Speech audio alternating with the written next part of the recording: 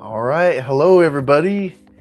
It's me, Elf Hunter, or just David, here with Adept Austin today, and we're talking about why Mythras. This is our new series, and we're going to be going over the rules of Mythras, um, piece by piece. This first one is about characters, and we're also going to be going into why we chose Mythras as our system of choice. And specifically for us, we like to play an in-character style. So we're going to go over why Mythras supports that for us. Maybe you like that in-character play. Maybe you like something different. But for us, that's what we like. And so we're going to be explaining how it supports that, why we use Mythras for that.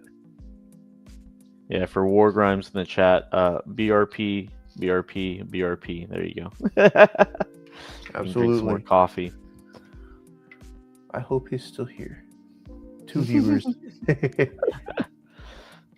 All right. I'll go ahead and add this Mythras rules and why they strengthen roleplay. Yes. So, as you saw on the thumbnail, hopefully, we're just going to be starting off with just characters and how to create them. It's a very short chapter in the book. Honestly, the book is about a little more than 300 pages, but only the first about 110 are really character rules. The rest are about magic, the abundant magic systems in Mythras, and then creatures. Now, we're going to go over designing characters, characteristics, calculating all those things, and then, very important to a skill-based game, the standard skills and combat styles and why they really change how Mythras feels compared to other BRP games. The most commonly known as probably Call of Cthulhu.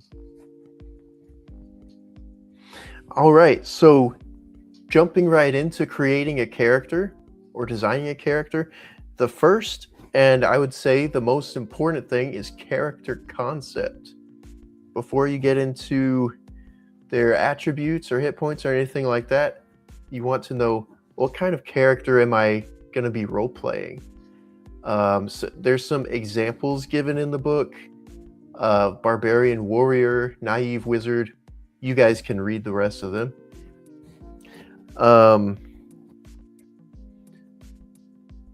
But yeah, that's you have to start from somewhere, and it's really all starts with a concept, and then we can get into other things from there.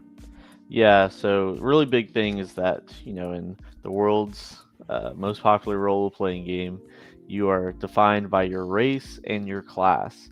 But in Mythras, it is extremely human-centric. You cannot rely on your exotic species to roleplay your character for you. But that doesn't mean you can't play as these non-human species.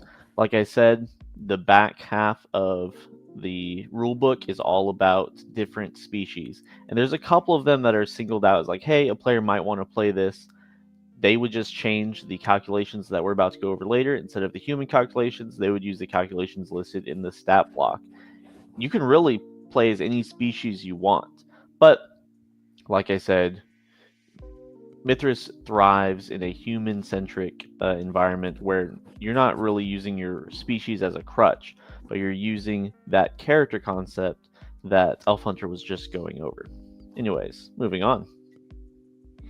We have our characteristics. These are what make up your character at a very basic level. If you played any role-playing games before, these are probably familiar to you. Strength represents physical strength, lifting, how hard you can hit, so on. Constitution, measure of health and hardiness, makes you physically tough, resistant to disease, poison. Size is your mass, helps indicate height and weight. You're more likely to be heavier and bigger. And size is pretty cool and distinguishes Mythras from some other games, because when you have a high size, you're going to be hitting a lot harder. for one. That's one of the things it affects. And if you want to play a high-powered game, you might even take out size. Mythras is, I think the word is amenable in that way. Might be the wrong word. In that you can take things out and the game is not broken. You can doctor it to your liking in that way. Strength, con, size, dexterity is your agility, balance, and reflexes. If you have a high dexterity, you might be fast, nimble, graceful, that kind of thing. Yeah, and going back to that size thing, it really adds to the realism, just like most of the other BRP games. But if you were wanting to play one of those, high-powered games similar to like a Pathfinder or a Dungeons and Dragons, that's when you may think, let me take this out. That way, you can fight these giant like trolls, and sure, they're still strong, but it's not like they're hitting you like, like realistically something that big would be hitting you, right? It's like, oh, that hurts. Right. But continuing on with intelligence, pretty simple. It's a measure of your cognitive ability. It indicates your ability to learn and to think. It's actually pretty important for increasing your skills later on. Mythras does not have a wisdom score, but a power score. And it's really like I guess in other games you have like, the charisma is your power of will, but that's power in this game, right? It can measure your literal capacity for magic, your soul, as it were. You can actually use it differently in different settings. Most of the time, and in base Mythras, it's about your magic. And then charisma, of course, is it's actually much more basic than other games. Charisma is just your charisma. It measures your personality, and it does not have anything to do with how good or bad looking you are. It's just, how you're able to charm people with, that silver tongue that you may or may not have. Right. All right. So calculating characteristics. This is how we determine what our characteristics are. The first method, dice roll in order. So for most of your characteristics, that's going to be 3d6, except for size and intelligence. Those are going to be 2d6 plus 6. That's the standard for humans. That's why it's a little bit different. So the first method would be just to roll those down the line, put them in order of what you got, and what you got is what you got. Exactly. And there are other methods, but these, once again, are the core rules that we're going over right now. And I don't think we said anything about it yet, but anyone who's in chat right now, we're going to get to that chat later. The idea is that we're going to get through this kind of rules segment so that it's easily shareable, easily watchable, and it's not going to be a super long video, right? But the next way to do this is very simple. It's the same thing. You roll the dice, but you can assign those numbers where you like. But very important is the 3d6 that you roll for like a strength, that cannot be used to go into size or intelligence. Those are almost like two separate pools. So you would roll for strength, con, dexterity, power, and charisma. You can mix those around however you want. And then you can roll for size and intelligence and decide, okay, is my guy going to be really big, or am I going to switch it around and they're going to be very intelligent, right? And once again, all of these numbers right here, these dice formulas, this is for human characters. If you were going to play something like a centaur or maybe an elf, you would use the numbers that are in the creatures chapter. Yep. And the third method, dice roll, not dice roll, points build. So rather than rolling dice, you'll have a pool of 75 points. Certain rules apply to that, though. 1-to-1 characteristic cost, that means 1 point gets you 1 point in your characteristic.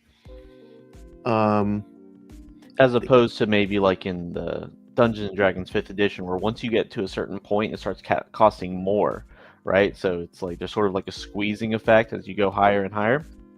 In Mythras, they don't care.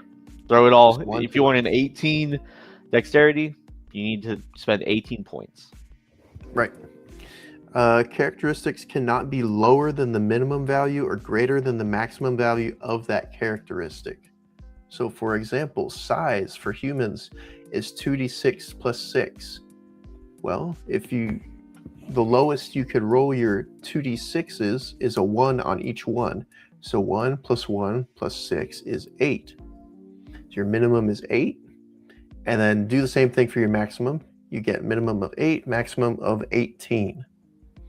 So even when you're doing the points build, you still have to be between 8 and 18 for size and intelligence. You have to be between 3 and 18 for your other characteristics. God help you if you've got a 3 con. Yeah, that's pretty tough. Yeah. And then, of course, you have to use all the points. You can't leave any on the table. There's no mechanics such as like, oh, I'm going to use less points and get other bonuses. It's just these are the points you have. And there are other rules in different books for starting with more points than 75. Anyways, continuing on, we have the attributes. So these are the things that really make Mythras tick. So you have your action points, your damage modifier, your experience modifier, your healing rate, and your height and weight. I'll leave the rest of them for Elf Hunter. But action points are, to me, a very elegant way of handling, okay, well, all this stuff in the combat is supposed to be happening at the same time, but I have my turn, and then the next guy has his turn. How does that work? Well, with action points, it subdivides the round into cycles, and we'll get into that later on. But really, you just calculate that. That's based off of your intelligence and your dexterity. The idea being, if you can think faster, if you can move faster, you can do more things. Next up is your damage modifier. I mean, it says what it does on the tin. Strength plus size. If you're bigger, if you're stronger, you can hit harder. Next up is experience modifiers. I remember I was watching when I was learning how to play this game. I can't remember what video it was, but I just remember seeing a comment. Experience modifier is based off charisma. The bards win again. If you higher charisma, you actually can gain experience quicker. The idea being that people like you and they're more willing to help you learn. And then healing rates is based on your constitution alone. Just you can heal faster if you have a higher constitution, slower if your constitution is lower. And then height and weight, there's not really any mechanical benefits to that, but it does help you really envision your character. It's all in centimeters, so me as an American, sorry, I have to convert it in my head. I'm learning. Centimeters for height, kilograms for weight. There are 3 different weight kinds. You can be a lithe build, a medium build, or a heavy build. It doesn't affect your statistics at all, but it really helps you envision what does this character really look like. Before I go on to hit points, do we want to go over how each of these are calculated? I went over which stats you need for them. If we don't need to go over into the minutia. Okay. Next is hit points. Where am I? Here we are. Based off your constitution and your size. And we'll go over hit locations later, but your hit points are determined based off your constitution and size for each hit location. So for example, you might have 3 hit points in your leg, 4 in your abdomen, 5 in your chest, and so on. And what they represent is how much injury an area of the body can withstand before it becomes useless, essentially. Initiative bonus. We actually don't use this in our games. Yeah, that's true. But you can. It is used to represent the moment, the order in which things occur, the order in which characters act. And that's determined by your intelligence and your dexterity. Luck points. Some may use luck points, some may not. But it's standard to have them. They represent a strange force differentiating adventuring heroes from everyday folk. So it's like fate, karma, simple good luck, whatever you want to call it. They let you do a few different things. Re-roll the dice if unfavorable, mitigate physical damage or other unfortunate circumstances, or gain an edge at a vital moment in combat. And we can go over exactly how they're used later, Yeah, different but parts for sure. the amount of luck points you have is determined by your power. Uh, magic points also determined by your power. When you use magic, cross off a point, you have less points. It represents your pool of magical ability or your spirit or what have you. Most commonly used when you cast a spell. And then movement rate, pretty self-explanatory. It's how fast you can move. For humans, it is 6 meters. For us, we do a lot of theater of the mind. It doesn't come up as much, but it is good to know. Yep. And then, of course, the heart and soul of any skill-based game, the skills. So, one thing that Mythras does differently than something like Call of Cthulhu is it divides the skills into standard skills and professional skills. If you don't have a professional skill, you can't even try it.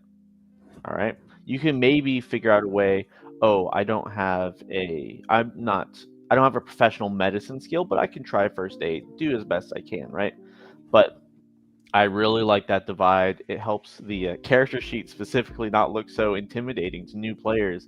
Because if you look at like a Call of Cthulhu character sheet, it's like, oh my goodness, all these skills, it's insane. And then you look at them and it's like, this skill is 1%. Why do I even have Yeah.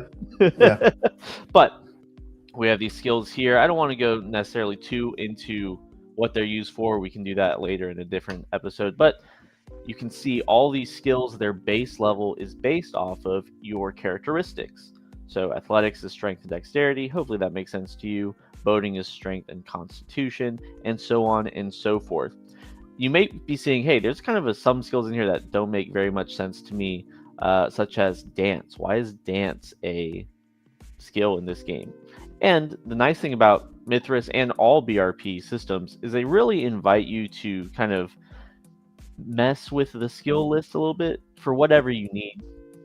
The story that the designers give is like, well, anyone can try to dance, and Mythras is really focused on like that ancient, maybe Bronze Age type setting where dancing can actually be very important for rituals and things like that.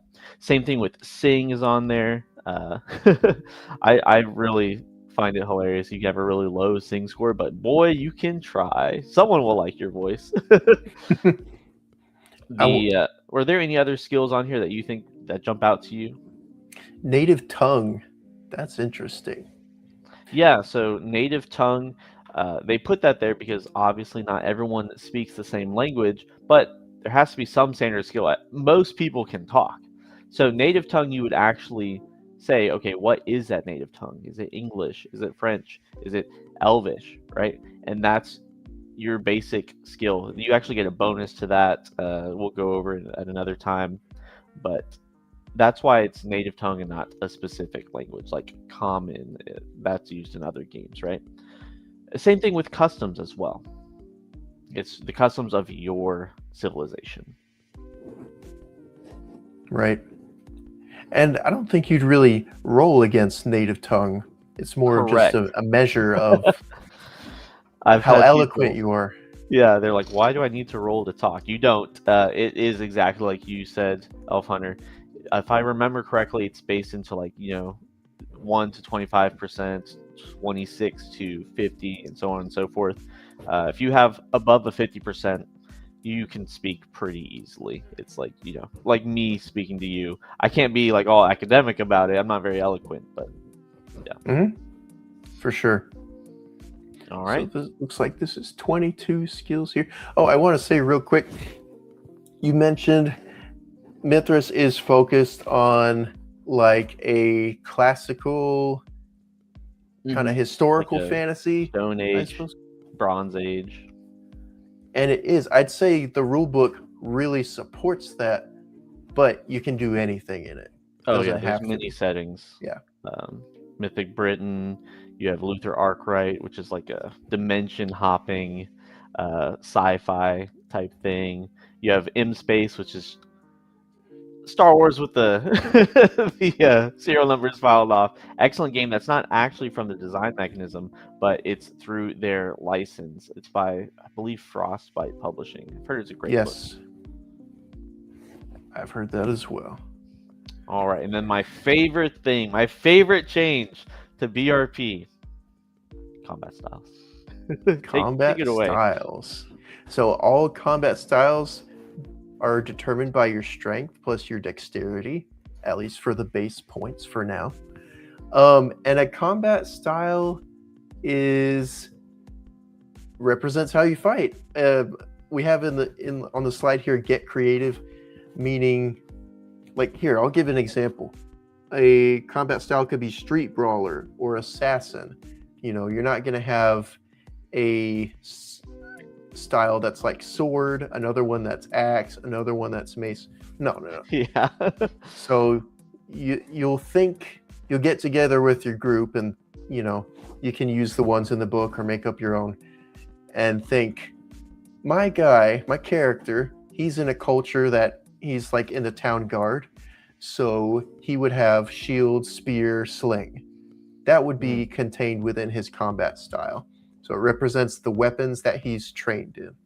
Exactly. And you can have different combat styles based on your culture or your career. For example, if you're a military man, right, it doesn't really matter what you grew up culturally, you're going to be trained in these certain weapons of war, right? And you said, Elf Hunter, that you can make your own. Mythras is very clear. You should make your own. Yeah. The things in the book are only examples. You should take this as far as your table wants to. It does recommend that the GM makes these combat styles. I disagree. You should definitely get together with your entire table and figure out, hey, how does this work? What would make sense? Don't worry about balance. That doesn't, a formally trained from birth knight, their combat style is not going to be balanced with, a peasant who fights with a sling and maybe his big old fork thing. What's like a pitchfork? Yeah. And then, real quick, basically, anytime going forward in the book, it says the GM will determine, at least the way we like to do it, it's more like the table will get together and talk about it. Talk about how we want to do this. Yes, and I put this here, not like Call of Cthulhu, BRP. Get some more coffee, War Grimes. And that's specifically because in normal BRP, normal Call of Cthulhu, they have your fists, they have your pistol, shotgun, rifle. That's not how combat styles work in Mythras. It is a package deal. If you're trained as, say, a modern soldier, you don't only know how to fire a pistol. You've been trained in close quarters combat. You've been trained with a rifle. You've been trained with specialty gear, right? That's all part of that combat style. That way you don't have I'm a mighty warrior. Oh, but I didn't train my, I don't know, knife, and so I can't fight with a knife. Right. And you can still use weapons that are close enough. We'll get into exactly how that works in another episode. But it's not like, I wasn't trained in greatsword, so I just can't swing this. No. You can still, try. All right. Well, I think that's enough. I hope that got across just the basics of character creation in Mythras. Let's go ahead and check out the chat. Well, hang on. Do you want to talk about what the traits are? We'll go over that in the combat section. It's just things that make you a little bit special. It makes that combat style really focus on doing what it's good at. All right. Well, if you're watching the VOD, thank you for watching. We'll go ahead and end it here. Have a good night. All right. And for those of y'all that are still here, we're live. So, all right, we'll go on to the chat and check it out. And guys, feel free to ask plenty of questions while we're going through chat. They are welcome. Yeah. even if it's not what we went over, I'll happily answer any questions about Mythras. We'll get to the videos later.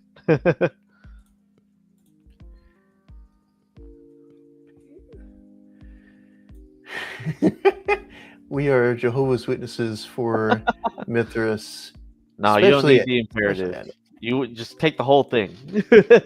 Although the imperative, I'd say recently got a glow up. It's just more recent than when I looked at it for the first time. It's like really good now. Like it's almost pretty much a whole game. Classic fantasy imperative is basically a whole game. I was looking at it today, and I thought, man, I've got the free PDF, but I want to actually buy the physical book, even though I've got core here. I like Real. imperative, and it's got some stuff that core doesn't have. A little bit. Yeah, it does. It has the pulp rules. It has vehicles. It has superpowers. It's honestly a great resource, even if you already have the core rulebook. I was surprised. I was looking at the vehicles today. I had never really looked at that. Okay. What wins every argument, at least from my view, on class-based versus not class-based? It's when a game like Mythras can provide all the mechanics class-based character gen can anyway. Exactly. I am 100% on the skill-based game. There was a Reddit thread recently talking about, okay, what is skill-based, what is class-based? It's like at one end you have like D&D, Pathfinder, on the other end you have like, BRP. And I was just like, look, if it's not BRP, it's classes. Like that's just how it is. It's like, oh, but this one you can just switch to this other track and then do none. That's a class. You just change classes. That's a yeah. When you first showed me Mythras, I was looking through the book. And I'm like, where's all the features? Like, what do you do? Where's the abilities? No, you can do everything with skills. They're in your role play.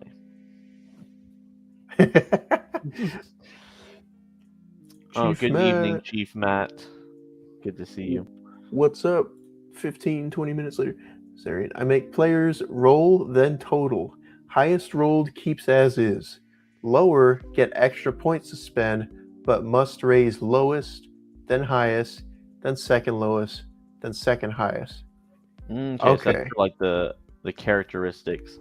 I am pretty happy with just going down the line. I like doing that because it gives me characters that I wouldn't have made otherwise. Because if you give me the choice, I'm just gonna play human, male, longsword, time to game. Yeah. Every single time. I know a lot of us that are into like 4D or in character roleplay, we like to start with a concept first.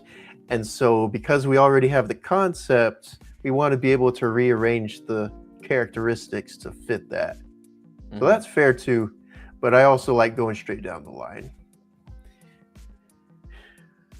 I wonder if that could work with age. Yeah, so aging is a concept in Mythras.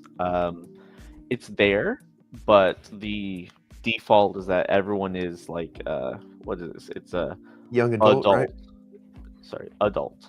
Although it says adult, but the maximum age you can be is, what is this? 27? That's a young adult.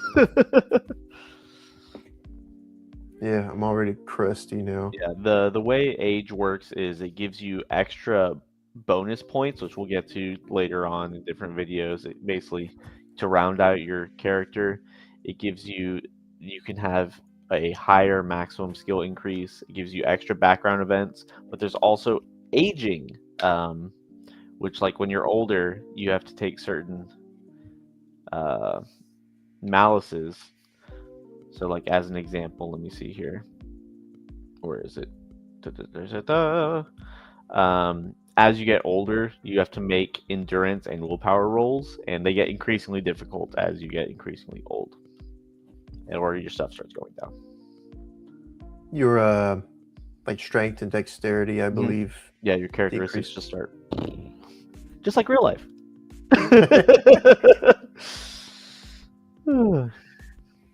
Tempted to try something where if the stat total is high enough, then it's because they're veterans at life. and that life lived could have taken its toll. Okay. You can Interesting. get higher characteristic totals than normal through training, and you have to consistently do that, or else they go back to where they were. But for Yeah, the most part, the game is concerned with your skills, and your characteristics and attributes pretty much stay where they are. yeah, they don't really matter that much once the game starts. I think that in the core rules, you can't go over the species maximum with training. Uh, Right. but whatever, who cares? Oh, and Zarian says, I thought aging effects were applied after characteristics are done. Yes, that is true. Aging effects happen when you gain like some age, right? All children of BRP invite homebrewing. Yes, I that's one haven't of the strengths. played. I haven't played a lot of BRP, but yeah, it's all. It's a toolbox. Seems like every BRP game, or at least most of them, they're toolboxes. They invite you to make the game that you want to play. Yeah, some more than others. I would think Mythras is much more in the toolbox than something like a Call of Cthulhu. Yeah. But they are very, very hackable, very, very flexible games. Yeah. Understandable. You guys probably know. You've probably been playing longer than I have, but Mythras was RuneQuest 6, Mm-hmm. then changed to Mythras. Yeah, They're all fun related. licensing stuff. Yeah, Zarian, the big thing is there are never characteristics tests. I understand the want for those, right? Like those strength times 5 or intelligence times 5 tests, but it's a skill-based game. It really tries to minimize the importance after character creation of those characteristics. It's like, okay, this is where you're starting, but you can be what you put your mind to be, right? Although there are some rules, they're optional, of saying, hey, this skill can't get higher than this characteristic times 5. For example, willpower is based off of your power characteristic. So one of the optional rules in the game is, hey, it doesn't really make sense for this guy who has a really low power to be able to have such a high willpower. At least at some tables, they think that doesn't really make sense. So you can cap it at 5 times power. Right. Damn movement rate and theater of the mind games. It tasks us.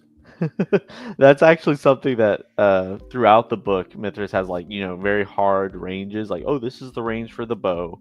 This is the range for this. And you hit them and they go 3 meters. I'm like, bro, I don't care.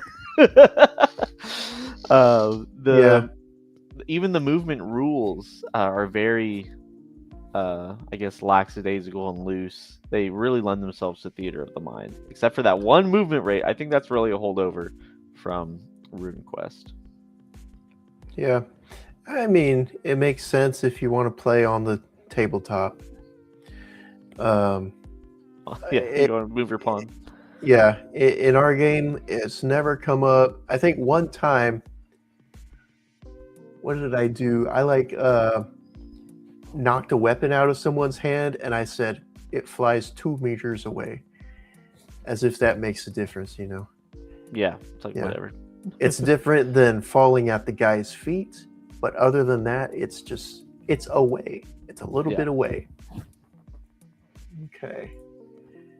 Do they have custom character sheets on the Mythras Discord? I found one coming with the core rules to sort of have room for improvement. Goodness.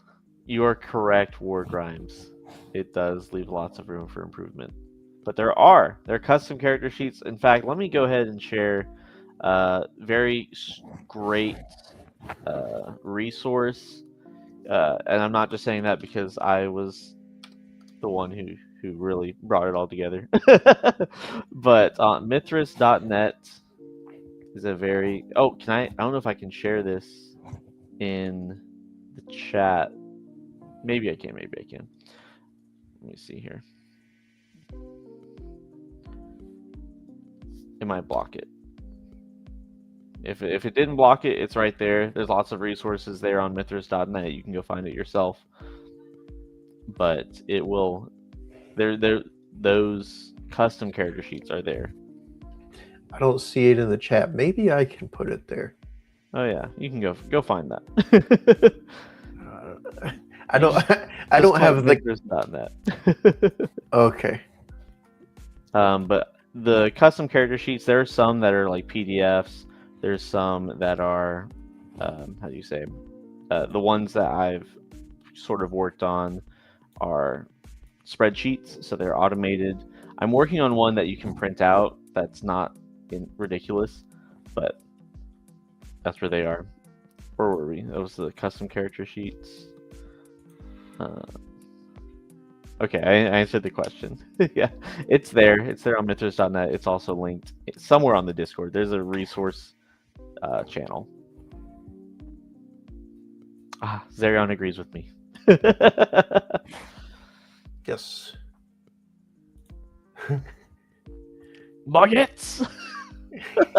Croissant throwing stars. Croissant boomerangs, you mean? I wouldn't say don't ever allow it. I would be I don't really like playing Gonzo games. I usually like pretty grounded things. But if I'm just, if we all agree, hey guys, we're gonna have a insane setting, I think that'd be sick.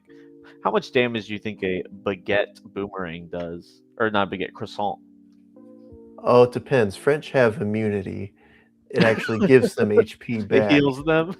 Yeah. But me, I don't know. That's probably like a 1d4, 1d6. I think a d6 is fair. Obviously, you can use your damage modifier with it. Of course. No Muppets. Yeah, I would never do that. Drunken Master Pugilist. Mm-hmm. That would be a fun. What do we call it? Combat style. Yeah, one of the admins on the Mythras Discord, Releel, has actually done a lot of work with different monk type things. He has a blog, and he's been playing Mythras for a long time. But he has some, I think it's, how does it say, wuxia monk stuff? Wuxia. You could look that up. Just look up Releel monk Mythras. It'll come up. And then Zarian, you should be playing Pendragon because you can only be a longsword wielding knight. I've really I like what I've seen of Pendragon. Mythras has a third-party supplement called Pierce Forest that's very much like Pendragon. That I might be grabbing. The oh yeah, it's a dock. But I think the sort of seasonal nature of Pendragon is something that's interesting. I might enjoy playing, but right now I'm not really looking for that.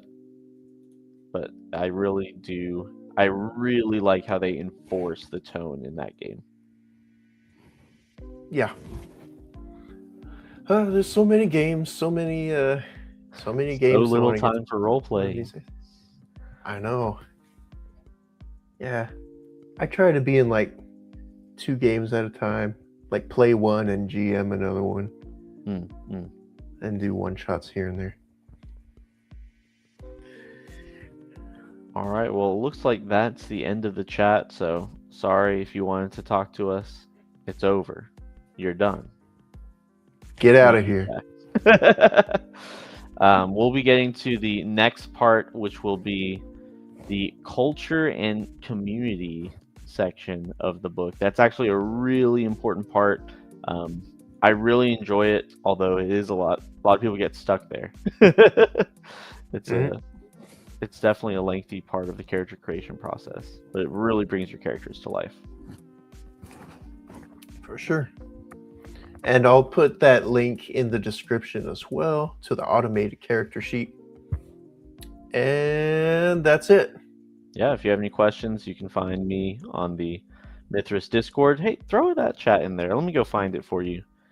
I'll send it to you on Discord so you can throw it in the description. But find me there. I am always happy to help, and really with anything. I'm even down just to chat. It's fun to talk about Mythras. It's my favorite game. All right, Phyllis. See y'all next time.